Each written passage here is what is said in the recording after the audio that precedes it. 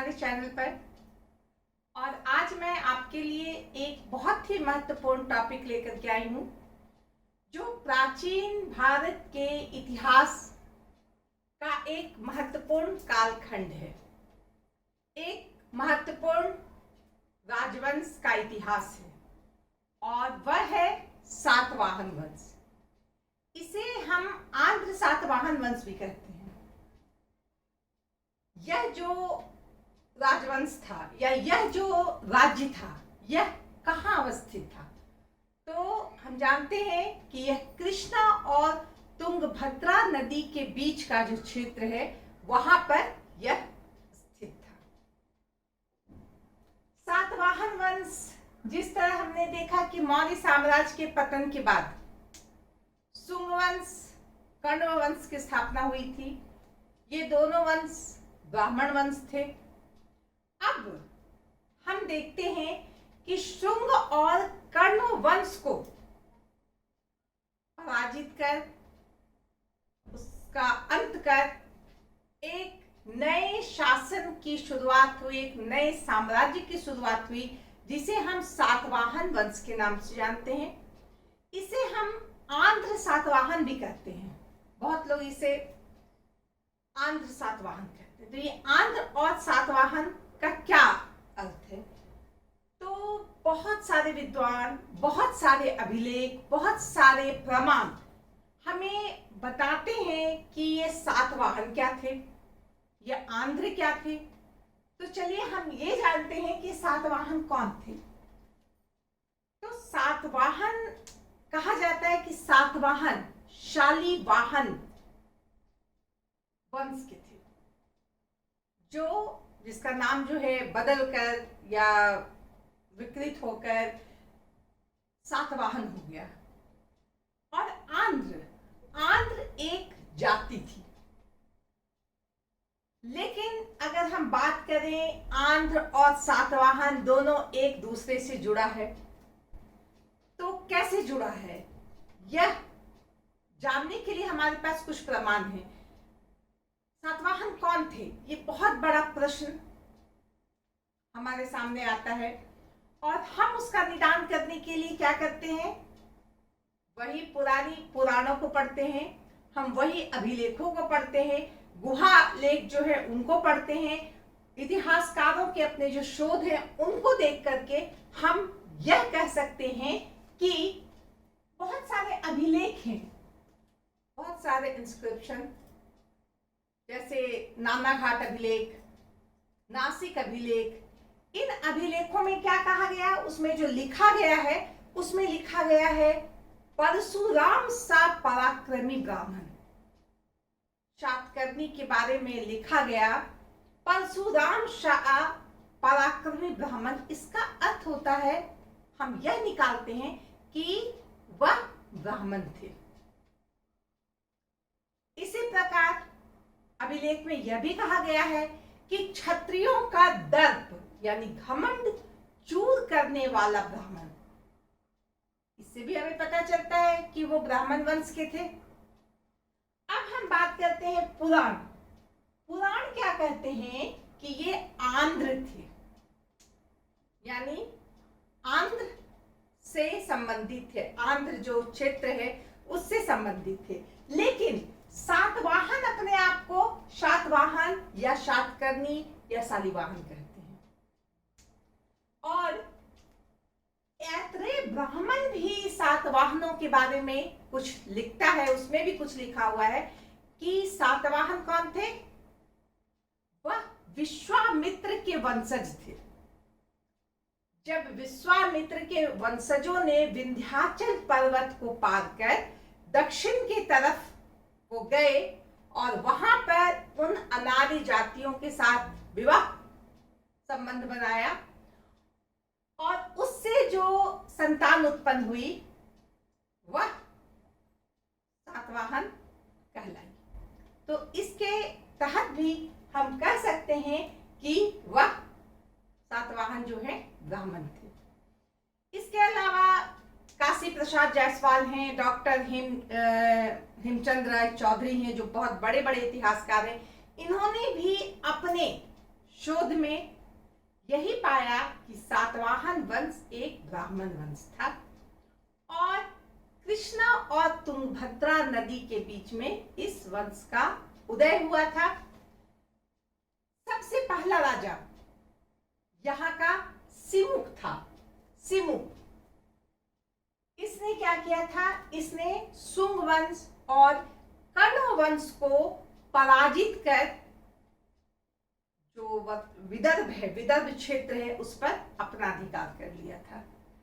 तो इस तरह से सर्वप्रथम सिमुक नाम के व्यक्ति ने सातवाहन वंश की नींव रखी और यह समय क्या था?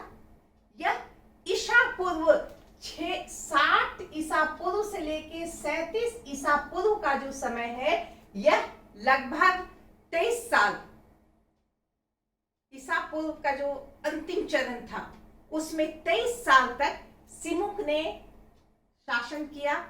जैसा कि हम जानते हैं कि मौर्य वंश के पतन के बाद बहुत सारे राज्य बन गए थे। बहुत सारी कमजोरी होने के राज्य में, मौर्य साम्राज्य कमजोर होने के कारण जगह जगह पे राज्य बन गए थे। इसमें बहुत सारे राज्य जो थे बहुत ही मजबूत राज्य थे, बहुत ही प्रभावशाली राज्य थे। उसी में हम यह कह सकते हैं कि सातवाहन भी एक था। और हमें यह भी जानना चाहिए कि मेगास्थनीज, हमने पढ़ा है मेगास्थनीज मौर्य साम्राज्य के समय जो जिन्होंने इंडिका मौर्य साम्राज्य के लिए लिखी थी, मौर्य साम्राज्य के बारे में जो इंडिका लिखी थी, मेगास्थनीज और पिल्नी जो एक विदेशी इतिहासकार थे, इन लोगों ने भी सातवाहन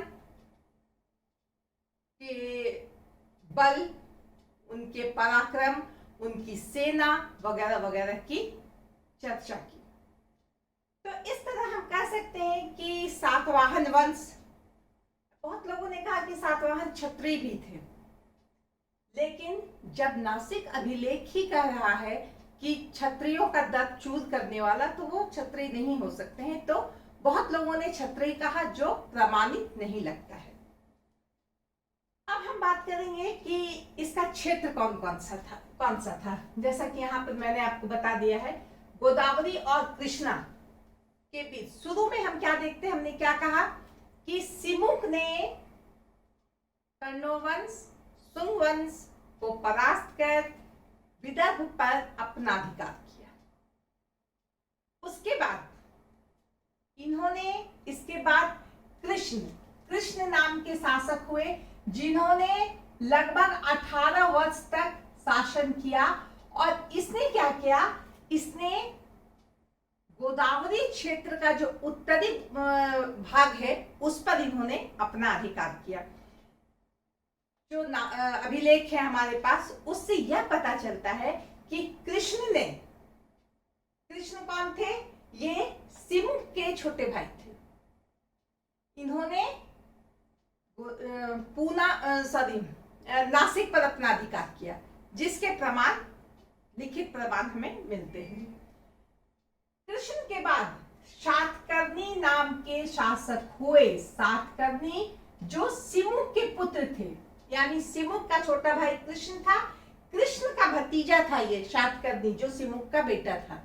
यह राजा बना और यह सातवाहन वंश का एक बहुत ही मजबूत राजा था, पराक्रमी राजा था, बहुत ही प्रतापी राजा था। इसने सातवाहन वंश को एक नया रूप देने की कोशिश की, उसे बहुत मजबूत बनाया, उसे विस्तार देने की कोशिश की। इनका विवाह, सातकर्णी का विवाह महाराष्ट्र के एक महारथी की बेटी से हुआ था, जिसका नाम नागनिका था।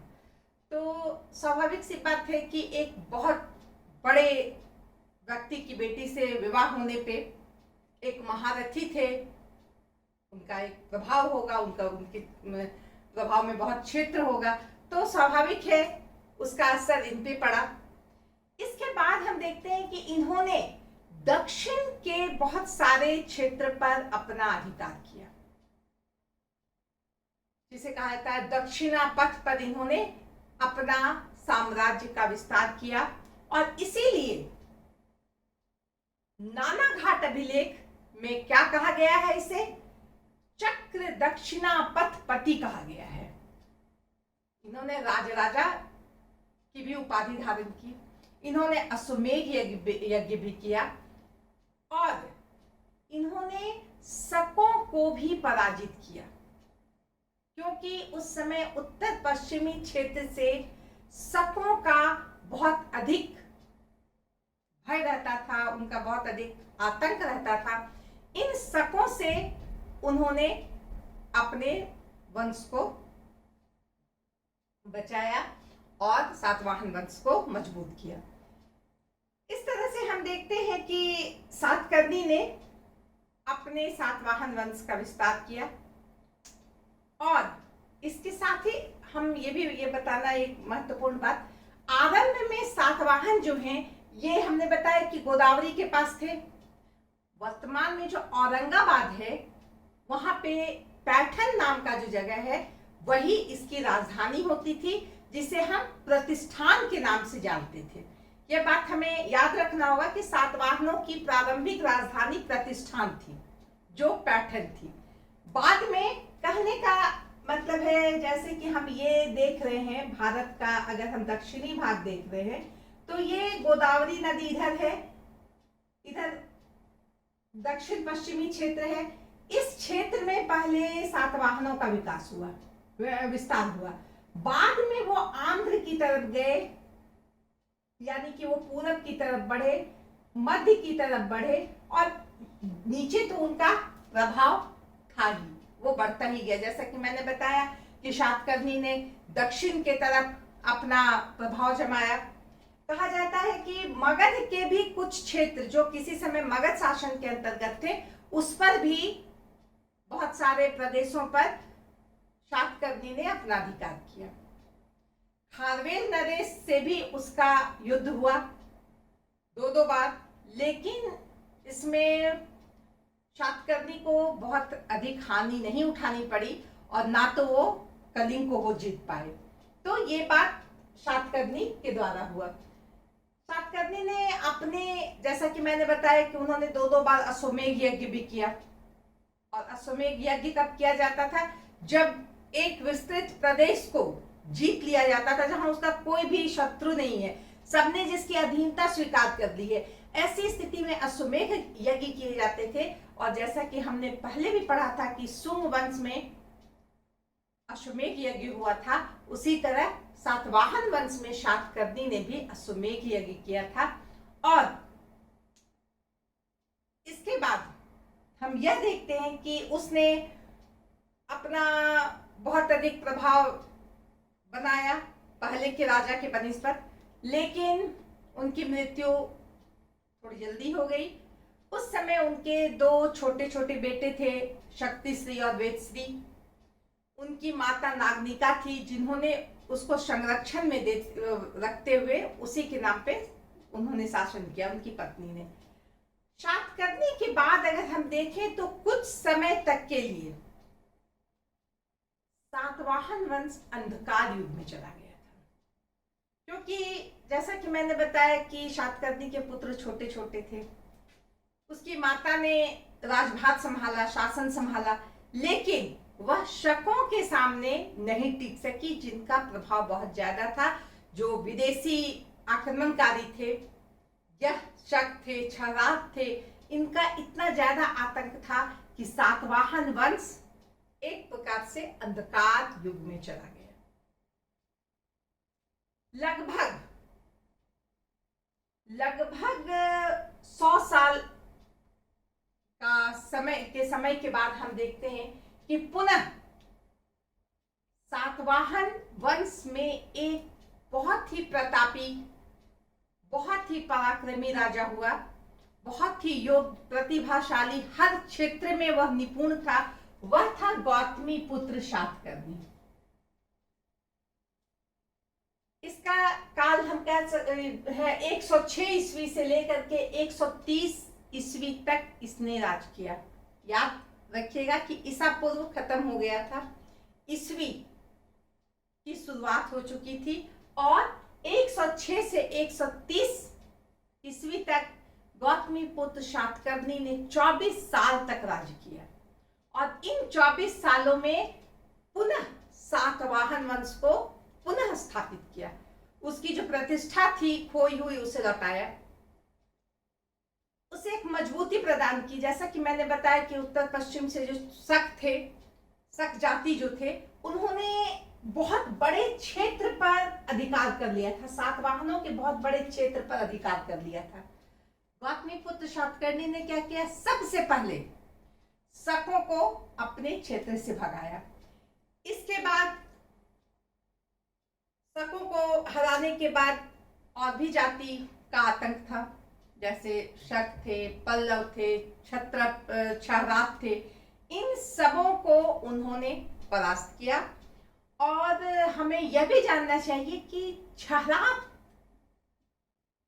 नरेश नहपान एक बहुत ही पराक्रमी राजा था, जिसे गौतमीपुत्र शातकर्णी ने हरा दिया। और इसका प्रमाण मिलता है, एक जोगल छम्बी नाम का एक जगह है जहां पे चांदी के सिक्के बरामद हुए थे कलश में। वह नहपान का सिक्का था, जिसके ऊपर पुनः गौतमीपुत्र शातकर्णी की का जो है मुहर अंकित हुआ। यह बताता है कि उसने नहपान को पराजित किया था और पुनः बहुत बड़े क्षेत्र पर उसने अपना अधिकार कर लिया। उन्होंने आधुनिक गुजरात जो है उस पर, सौराष्ट्र पर, मालवा पर, बरार पर, इन सारे क्षेत्रों से लेकर के पूना, नासिक, सभी इसके क्षेत्र, इस क्षेत्र के अंदर आ गए। जैसा कि मैंने कहा कि गुजरात, सौराष्ट्र, मालवा, बरार, उत्तरी कोंकण, पूना, नासिक, ये सब कुछ जो है ये गौतमीपुत्र शातकर्णी के राज्य में आ गए थे। उसके बाद जो बहुत महत्वपूर्ण पहाड़ी है विंध्याचल पर्वत के बाद, जैसे विंध्याचल खुद, विंध्य पर्वत के बाद ये सतपुड़ा के पर्वत, अरावली के पर्वत, नीलगिरी के पहाड़ी, ये सब पर गौतमीपुत्र शातकर्णी का अधिकार था। इसके बाद अगर हम बात करें तो पश्चिमी घाट और पूर्वी घाट पर भी इनका अधिकार था। कहा जाता है, नासिक अभिलेख में क्या कहा गया है कि गौतमीपुत्र शातकर्णी के वाहनों मतलब जहाज होंगे, पानी के जहाज, उन्होंने 3 समुद्रों का जल पिया। मतलब उन्होंने पूर्व पयोधी, अरब सागर, पश्चिम तरफ के जो समुद्र हैं और हिंद महासागर, इन तीनों क्षेत्रों में इनका जो प्रभाव था वह बहुत ही अधिक था। इन क्षेत्रों में जो विजय उन्होंने प्राप्त की अपनी नौसैनिक शक्ति से, अपने हर तरह की शक्ति उनके पास थी। चूंकि नौसैनिक शक्ति की बात हो रही है, इसलिए कहा गया है उस अभिलेख में कि इनके वाहनों ने 3 समुद्रों का जल पिया था। और इसी कारण हम देखते हैं कि एक विशाल क्षेत्र, मध्य गुजरात, सौराष्ट्र, मालवा, विदर्भ, पूना, नासिक, इन सारे क्षेत्रों में सातवाहन वंश विस्तारित हो गया था। इस तरह से हम कह सकते हैं कि गौतमीपुत्र शातकर्णी सातवाहन वंश का एक बहुत ही प्रतापी राजा था, जिसने इस वंश की प्रतिष्ठा को बहुत अधिक बढ़ाया। इसके साथ यह भी कहा जाता है कि गौतमीपुत्र शातकर्णी ना सिर्फ एक विजेता था, एक पराक्रमी था, बल्कि वह एक कुशल प्रशासक भी था। उसने अपनी प्रजा का बहुत अधिक ख्याल रखा, उनके सुख दुख पर उसने विशेष ध्यान दिया। उन्होंने ब्राह्मण धर्म को तो प्रश्रय दिया ही, लेकिन अन्य धर्मों के प्रति भी उनका विचार जो था सहिष्णु था।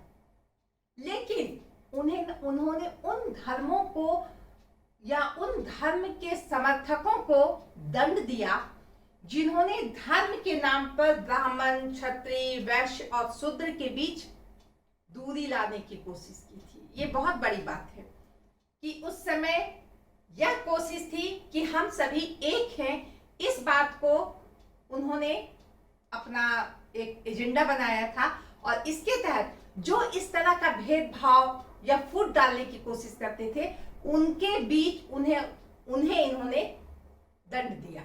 यह एक बहुत बड़ी बात थी। इसके बाद हम देखते हैं कि गौतमीपुत्र सातकर्णी एक बहुत शानदार पर्सनालिटी वाला भी व्यक्ति था।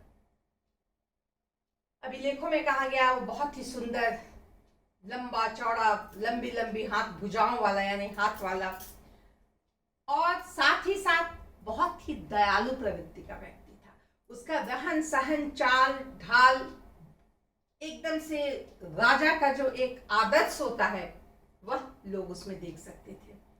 तो इस तरह से सातवाहन वंश के राजा गौतमीपुत्र सातकर्णी ने सातवाहन वंश की प्रतिष्ठा में 4 चांद लगाए थे। अब हम बात करते हैं वशिष्ठिपुत्र पुलुमावी की। वशिष्ठिपुत्र पुलुमावी की। वशिष्ठिपुत्र पुलुमावी की।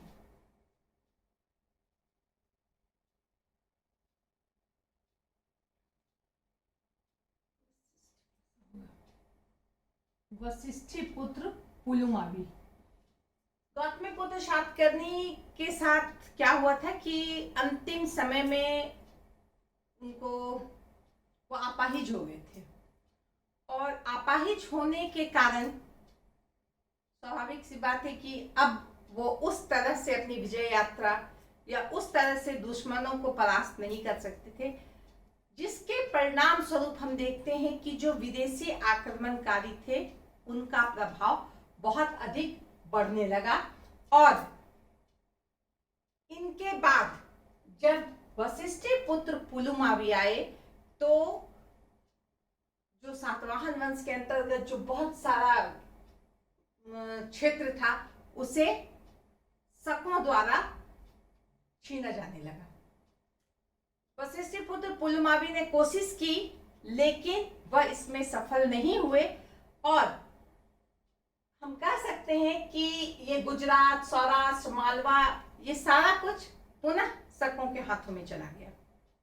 लेकिन इसके बाद भी हम कह सकते हैं कि यह भी एक बहुत ही पराक्रमी राजा थे, उनमें भी प्रतिभा थी। और जैसा कि हम देख रहे हैं कि शुरू में यहाँ तक प्रभाव था, जैसे कि ये दक्षिण भारत का क्षेत्र, यहाँ तक प्रभाव था। अब आंध्र की तरफ गौतमीपुत्र पुलुमावी ने अपना अभियान आंध्र की तरफ शुरू किया, और आंध्र प्रदेश का जो क्षेत्र है उसे वह अपने अधीन कर दिया। लेकिन दूसरी तरफ हम देखते हैं इस तरफ का जो क्षेत्र है वह वो उसके हाथ से चला गया। तो इस तरह हम कह सकते हैं कि पुलुमावी के समय जो है आंध्र क्षेत्र उसके साथ में उसका आधिपत्य हो गया या उसका शासन स्थापित हो गया। तो इस तरह से वशिष्ठिपुत्र पुलुमावी ने भी अपने बल का, अपने कौशल का प्रदर्शन किया। उसने रुद्रदामन जो एक राजा थे, बहुत ही क्रूर राजा थे, उसके साथ युद्ध हुआ। कहा जाता है रुद्रदमन जो है वो उसकी पुत्री से जो है पुलुमावी ने विवाह किया था। रुद्रदमन जो है उसका ससुर था, लेकिन फिर भी रुद्रदमन ने उस पर आक्रमण किया, दोनों का युद्ध हुआ और वह पराजित हुआ। कौन? पुलुमावी, वशिष्ठिपुत्र पुलुमावी। ये अलग बात है, रुद्रदमन ने उसे मारा नहीं, उसे जिंदा ही छोड़ दिया। लेकिन हम क्या देखते हैं कि इस समय तक सातवाहन वंश की स्थिति कमजोर होने लगी और शकों का आक्रमण भी तेज हो गया। तो इस तरह से हम कह सकते हैं कि वशिष्ठिपुत्र पुलुमावी के बाद जो है पुनः सातवाहन वंश नीचे आने लगा। इसके बाद बहुत सारे राजा आए, बहुत सारे राजाओं का आगमन हुआ, लेकिन लगभग 4-5 राजा आए इनके बीच, लेकिन कोई भी राजा बहुत योग्य नहीं थे जिन्होंने सातवाहन वंश को एक स्थायित्व देने की कोशिश की, ना उसे विस्तार देने की कोशिश की। इसलिए इतिहास में उनका नाम नहीं है। बहुत ज्यादा उनका नाम को तस्लीह नहीं दिया गया है। लेकिन इसके बाद हम बात करेंगे यज्ञश्री, ये लास्ट प्रभावशाली राजा थे यज्ञश्री, जो 174 से लेकर के 203 ईस्वी तक राजा बने और इन्होंने पुनः बहुत मेहनत किया और फिर से सातवाहन वंश की प्रतिष्ठा को स्थापित करने की कोशिश की। उन्होंने शकों पर आक्रमण किया, शकों को अपनी जगह से भगाया, शकों को हराया, पल्लवों को भगाया। जो क्षहरात थे उस समय जितने भी विदेशी आक्रमणकारी थे उत्तर पश्चिम से आए हुए, सबको यज्ञश्री ने हराया और 203 ईस्वी तक जो है उन्होंने यहाँ शासन किया। लेकिन इसके बाद अगर हम फिर बात करें तो कोई ऐसा राजा नहीं हुआ कि उसने सातवाहन साम्राज्य को संभाल सके। और हम देखते हैं कि 250 आते आते सातवाहन साम्राज्य का अंत हो गया। यह लगभग 400 शताब्दी, 400 साल का इसका इतिहास था। लेकिन जो इसमें कहा गया, पुराणों में जो बात कही गई, जैसे वायु पुराण में कहा गया है कि इसमें 19 राजा हुए थे, मत्स्य पुराण में कहा गया है कि इसमें 30 राजा हुए थे। तो उसको जब उस पर अध्ययन किया गया, उस पर विचार किया गया, देखा गया, उस पर परखा गया, तो यह कहा गया, डॉक्टर राय चौधरी ने कहा कि 19 राजा जो हैं वह महत्वपूर्ण राजा थे जो सातवाहन वंश के थे। बाद में हम देखते हैं कि सातवाहन वंश 5 भागों में बट गया, जो सातवाहनों मैंने उप सातवाहन वंश बन गए, उसके 10 राजा थे। तो इस तरह हम कह सकते हैं कि सातवाहन वंश में भी जो ये पराक्रमी राजा हुए, इन्होंने दक्षिण भारत में अपनी एक अलग जगह बनाई। जो हमने पढ़ा है, चेद, पांड्य, चोल, इन सारे क्षेत्रों पर अपना आधिपत्य उन्होंने जमाया। और उस समय के संदर्भ में हम कहें तो सातवाहन वंश एक बहुत बड़ा साम्राज्य था दक्षिण भारत का। तो इसके साथ ही आज हम सातवाहन वंश को यहाँ समाप्त करते हैं। धन्यवाद।